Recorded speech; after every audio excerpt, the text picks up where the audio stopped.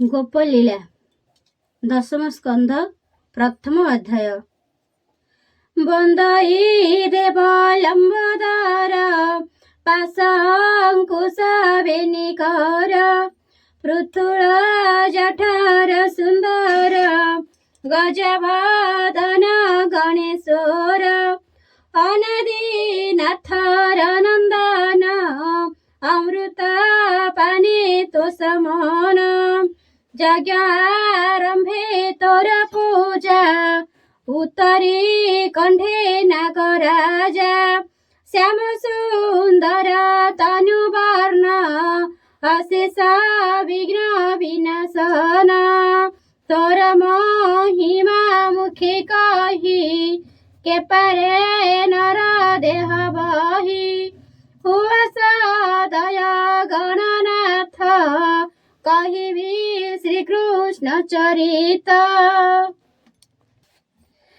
ନମଇ ପ୍ରଭୁ ନର ହରି ହିରଣ୍ୟକଶିପୁ ବିଦାରି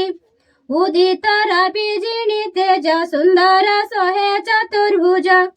କୁଣ୍ଡଳ ଶଶି ଦିବାକର ନକ୍ଷତ୍ର ମାଳ ହୃଦହାର। ଗୋପଲୀଳା ଦଶମ ସ୍କନ୍ଧ ପ୍ରଥମ ଅଧ୍ୟାୟ। ବନ୍ଦାଇ ଦେବ ଲମ୍ବୋଦର ପାଶ ଅଙ୍କୁଶ ବେନିକର ପୃଥୁଳ ଜଠର ସୁନ୍ଦର ଗଜବଦନ ଗଣେଶ୍ୱର ଅନାଦିନାଥର ନନ୍ଦନ ଅମୃତ ପାନେ ତୋଷମନ ଯଜ୍ଞାରମ୍ଭେ ତୋର ପୂଜା ଉତ୍ତରୀ କଣ୍ଠେ ନାଗରାଜା ଶ୍ୟାମ ସୁନ୍ଦର ତନୁବର୍ଣ୍ଣ ଅଶେଷ ବିଘ୍ନ ବିନାଶନ ତୋର ମହିମା ମୁଖେ କହି କେପାରେ ନର ଦେହ ବହି ହୁଅ ସଦୟ ଗଣନାଥ କହିବି ଶ୍ରୀକୃଷ୍ଣ ଚରିତ ନମଇ ପ୍ରଭୁ ନର ହରି ହିରଣ୍ୟକଶିପୁ ବିଦାରି ଉଦିତ ରବି ଜିଣି ତେଜ ସୁନ୍ଦର ଶହେ ଚତୁର୍ଭୁଜ କୁଣ୍ଡଳ ଶଶି ଦିବାକର ନକ୍ଷତ୍ର ମାଳ ହୃଦହାର। ଗୋପଲୀଳା ଦଶମ ସ୍କନ୍ଧ ପ୍ରଥମ ଅଧ୍ୟାୟ। ବନ୍ଦାଇ ଦେବ ଲମ୍ବୋଦର ପାଶ ଅଙ୍କୁଶ ବେନିକର ପୃଥୁଳ ଜଠର ସୁନ୍ଦର ଗଜବଦନ ଗଣେଶ୍ୱର ଅନାଦିନାଥର ନନ୍ଦନ ଅମୃତ ପାନେ ତୋଷମନ ଯଜ୍ଞାରମ୍ଭେ ତୋର ପୂଜା ଉତ୍ତରୀ କଣ୍ଠେ ନାଗରାଜା ଶ୍ୟାମ ସୁନ୍ଦର ତନୁବର୍ଣ୍ଣ ଅଶେଷ ବିଘ୍ନ ବିନାଶନ ତୋର ମହିମା ମୁଖେ କହି କେପାରେ ନର ଦେହ ବହି ହୁଅ ସଦୟ ଗଣନାଥ କହିବି ଶ୍ରୀକୃଷ୍ଣ ଚରିତ ନମଇ ପ୍ରଭୁ ନର ହରି ହିରଣ୍ୟକଶିପୁ ବିଦାରି ଉଦିତ ରବି ଜିଣି ତେଜ ସୁନ୍ଦର ଶହେ ଚତୁର୍ଭୁଜ କୁଣ୍ଡଳ ଶଶି ଦିବାକର ନକ୍ଷତ୍ର ମାଳ ହୃଦହାର। ଗୋପଲୀଳା ଦଶମ ସ୍କନ୍ଧ ପ୍ରଥମ ଅଧ୍ୟାୟ। ବନ୍ଦାଇ ଦେବ ଲମ୍ବୋଦର ପାଶ ଅଙ୍କୁଶ ବେନିକର ପୃଥୁଳ ଜଠର ସୁନ୍ଦର ଗଜବଦନ ଗଣେଶ୍ୱର ଅନାଦିନାଥର ନନ୍ଦନ ଅମୃତ ପାନେ ତୋଷମନ ଯଜ୍ଞାରମ୍ଭେ ତୋର ପୂଜା ଉତ୍ତରୀ କଣ୍ଠେ ନାଗରାଜା ଶ୍ୟାମ ସୁନ୍ଦର ତନୁବର୍ଣ୍ଣ ଅଶେଷ ବିଘ୍ନ ବିନାଶନ ତୋର ମହିମା ମୁଖେ କହି କେପାରେ ନର ଦେହ ବହି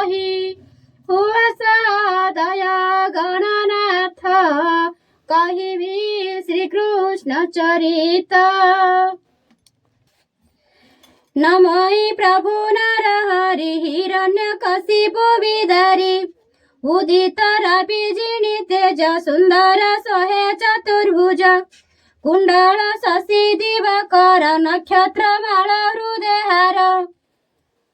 माळ माळ होई तो लोम कोपे छंती रही धर्म पालन तू जगते शरीर बहुवृत्य हिते दुष्ट निवारी संथ पाळू तू नाथ परम दयाळू कर हृदय नरहरि कहिबी तो लीला विस्तारी परम मंगल तो नाम खंडे सकल विघ्न मान व्यास कुमार पाद धरी बोले परीक्ष दंडधारी। राजा परीक्षित वाच भोमुनि हुआ तू सदाए मोचित थाऊ तर पाए पांडव कुले मोर जन्म मोहर बंधु जनार्दन द्रोण कुमार प्राण त्रासे मरी भी कही गले व्यासे ता शुणी जननी मोहर शरण गला चक्रधर गर्भे पड़िला शिवाण मते रखिले नारायण तेणु कृष्णर मो शरीर चिनिला केवक मुतार तेणु कृष्णर मो शरीर किणिला सेवक मुतार तार चरित कन्ने शुणी तरी विभव तरंगिणी श्रीकृष्ण लीलार चरित मुख पद्मरुत रचित श्रुति जुगले पान करी हेले तरी विभव बारी पांडवे जाहार विशसु तरिले कुरु बळ त्रासु बच्छा चरण जल तुल्य हेले तरिले कुरु बळ जाहार चरित गहन ध्याने भावन्ति मुनि जन मुक्त मुमुक्षु जे विषयी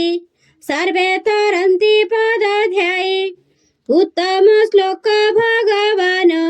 गुण कीर्तने मुक्त जन होइब विमुख अशेष जंतु देह बही जे काल रूपे अछि रही माया मनुष्य रूपे जात जे हरिणी कथामृत नवम स्कंधे अछि शुणी से कथा मने मने गुणी हेली भ्रमचित भोमुनि कहिबा तदंत धार्मिक कुले जादुवंशे जन्म होइले निज अंशे नीलधवल रूप दुई देवकी गर्भे जात होई केमंती रोहिणीर सुत रामको बोलन्ति जगत बेनी उदरु एक देह भोमुनि फेडिबा संदेह केवल हेतु भगवान गुपते गले वृंदावन भक्तंकु तारिबार आसे रमिले बालक विशसे पुणी केते दिन हरि मिलिले मथुरा नगरी जगत जनकर गुरु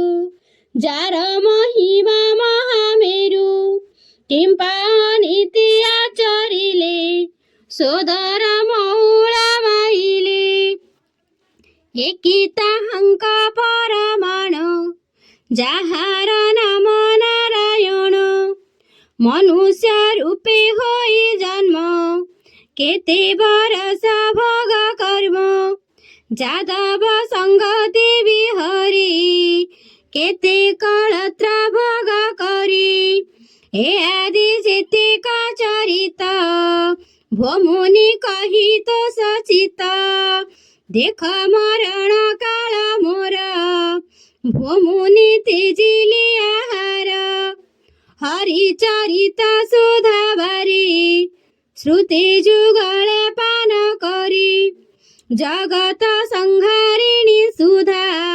से मोते न करई बाधा सुतवाच राजन साधु कथा मुनि पंडित समरथा कृष्ण चरणी देई चित बोलन्ति सुन भागवत साधु चरित तोर बुद्धि कृष्ण चरणे चित खेदी गोविंद तोर मन जेते मु कहि पारिबि कि तोते गोविंद कथा परस न हेळे तार ई तिनि जण श्रोतावकाता जे विचारी ए तिनि जणे जंती तोरी तापाद गंगा जल जेन्हे तार ई स्नान पिंड दाने नाम मात्र के पाप नासे तार ई से तिनि पुरुषे कहिबि कृष्ण लीला मान राजन हुआ सावधान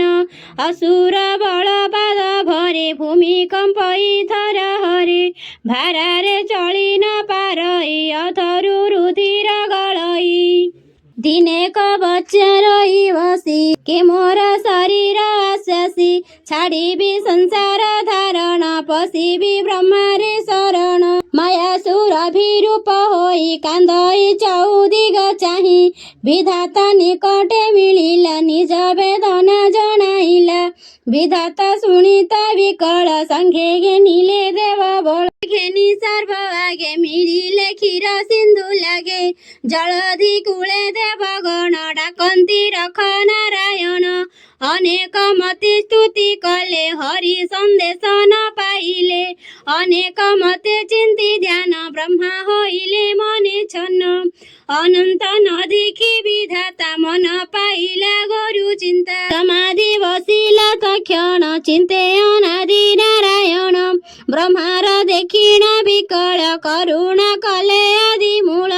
निद्रार बळे मन हरि स्वप्ने कहिले मुरारी ब्रह्मांकु दिसिला स्वपन कहन्ति प्रभु भगवान